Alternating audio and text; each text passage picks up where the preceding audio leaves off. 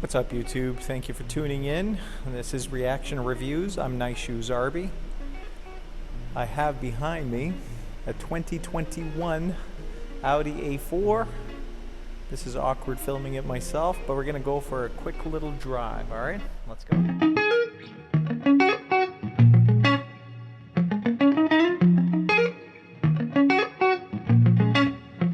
Alrighty.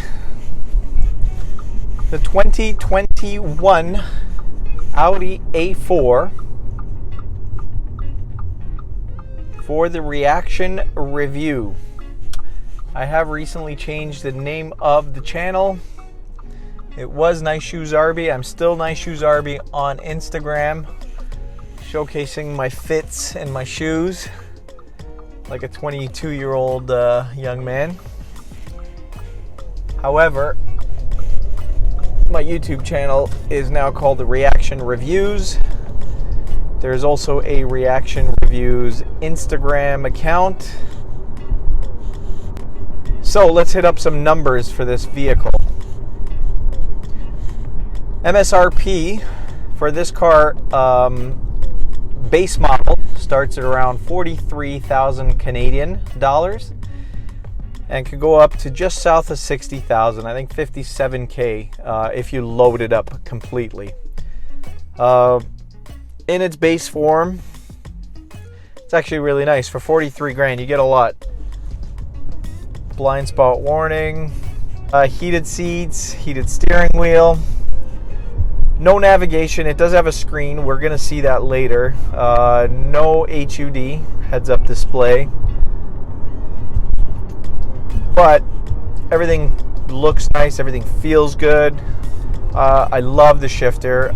It's my favorite out of the three Germans, Audi, Benz, and BMW. It's a low, thick shifter. Steering wheel's beautiful. There's a lot going on in the controls of the steering wheel. I'm sure if you're familiar with Audi, you know how to work around it. We're going to go over that later too when I give you a little interior tour, and I will repeat myself. There's a lot going on. There's volume controls, heated steering wheel. It's got a navigation button, but there is no navigation here. Voice controls for the Bluetooth. Sunroof. Great looking car from the outside.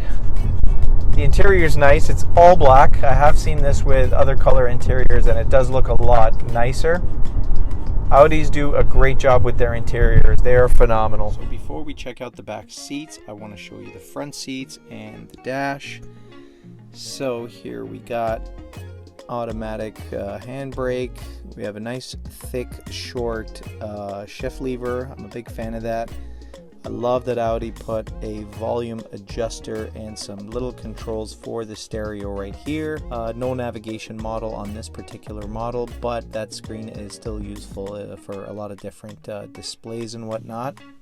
No thigh extension, unfortunately. You know, heated remote mirror controls and whatnot, and your door switches. But let's circle back to the steering wheel that I'd promised to talk about. This has to cause some sort of driver distraction. I mean, look at all these, like, I'm sure if you're tech savvy or you know your Audis, you can probably filter through this stuff fairly quick. Again, I like the volume adjust there. It's actually really cool. Heated steering wheel controls right there. But I mean, I don't know if it's necessary to have all that on there, but that is a very sexy steering wheel. I love the layout of it. The ride on this car leans a little bit more towards luxury than sport. So going back to the numbers, so 43K for this car returns a terrific 27 miles per gallon combined. This is a very quick review. My car is in the shop, so I only have this car for a few hours, so I'm doing like a very quick strike review. So I apologize if I keep bouncing from topic to topic. So 43K, 27 miles per gallon. The power is, it's powered by a 4-cylinder turbo engine. I think it is putting down 248 horsepower and an astounding 273 pound-foot of torque. So there's no need for more power off the line for a daily driver. The torque does kick in, full torque kicks in at 1600 RPM. If you are looking for something that's more of a spirited drive, you will have to pay the extra bucks. I'm not sure how much it is. I'm assuming it's about 10-15K more, and move up to the S4. You get a little bit more cosmetic stuff. The important thing is the engine. Unless things have changed like they did at Mercedes-Benz, where they got rid of the inline six for the C-Class and they're going to a four-cylinder format. I don't think Audi's changed yet. So you still are offered a six-cylinder inline six turbo, 3-liter, and I think that thing pumps out about 330 horse. I don't know the torque. I'm like I've said in my other videos, I'm not very good with Audi. I love the cars, I just don't get an opportunity to get behind the wheel of one. That's why I was very excited to have an opportunity to review this car. And while I'm at it, shout out to Enterprise in Markham for loaning me this car for this review. If you're looking for something that's good on gas, luxurious feel, doesn't really break the bank, you can lease these. I don't know how much a $40,000 lease is, but you know, a couple thousand down, I'm assuming you can get something like this for $500, $550 a month. Visit your local Audi dealer if you are interested. We will check out the back seats. It looks tight from here, but I did jump back there, and there's cool little cutouts for the knees. I sit right around 6 feet tall, and I fit back there surprisingly well. Once I'm back here, it's actually not so bad. It's got these cute little like knee cutouts in there. It's situated how I would sit. Let's go ahead and do the whole thing. So I go back on my word. I could probably sit here longer than 10 minutes. Maybe an hour at the most, or if I have my phone and my iPad, I could sit here for 5 straight hours. Headroom's okay. My hair is puffy up top, so it rubs a little bit, but if you're under 6 feet, you should be fine back here.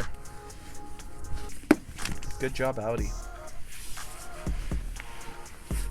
So to round up the drive, it's good on gas.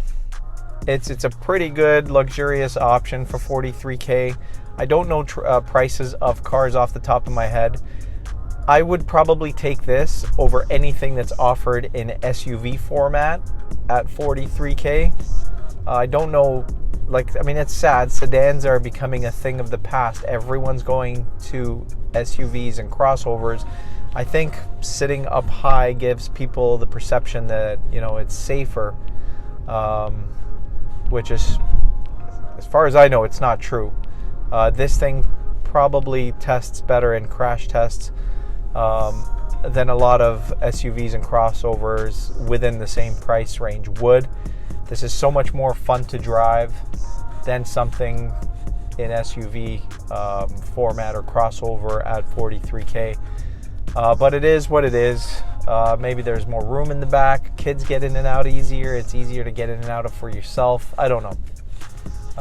I'm old school.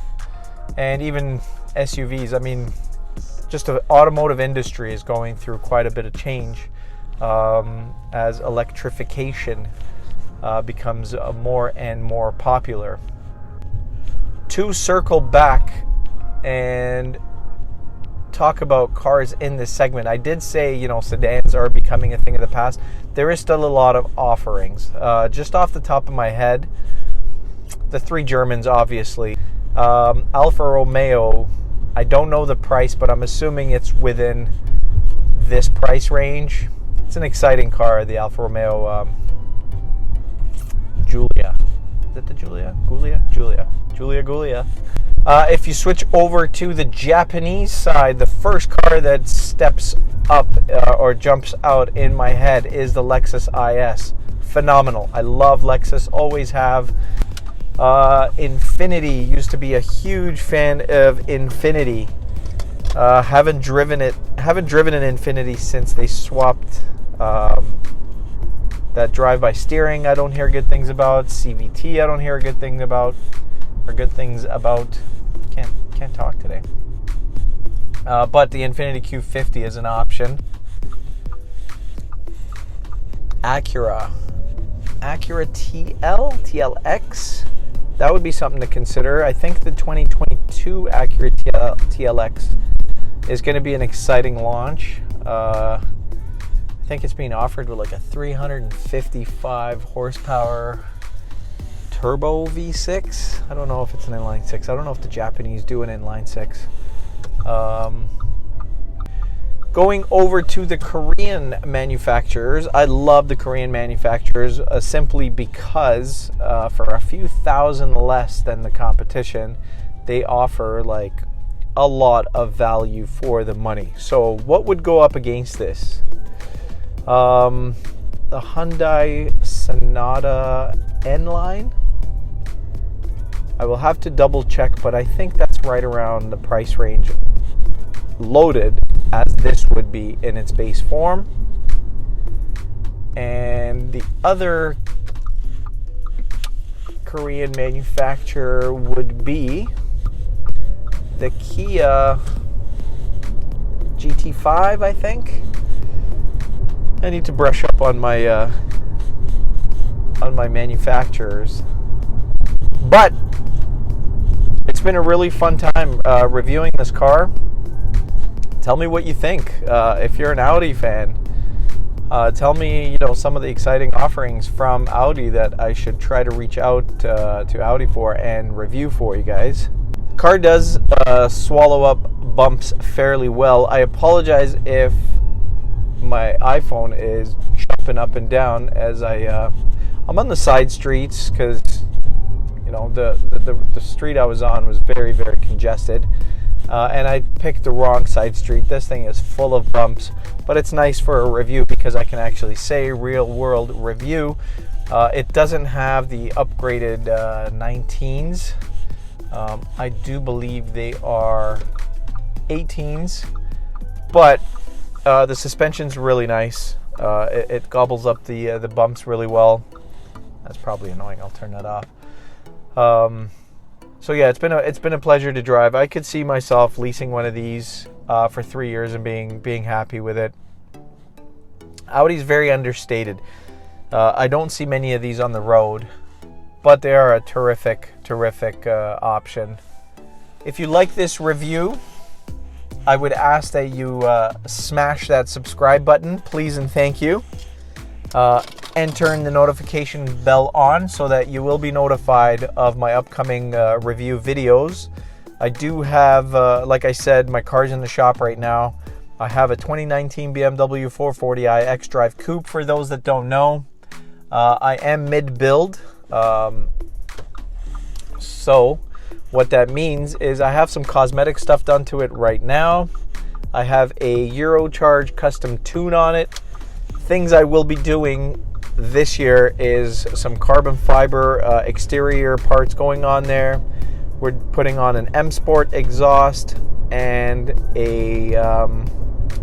an intake as well. We're going to dyno the before and dyno the after. I wish I would have been able to dyno before the tune and then dyno after everything, but such is life.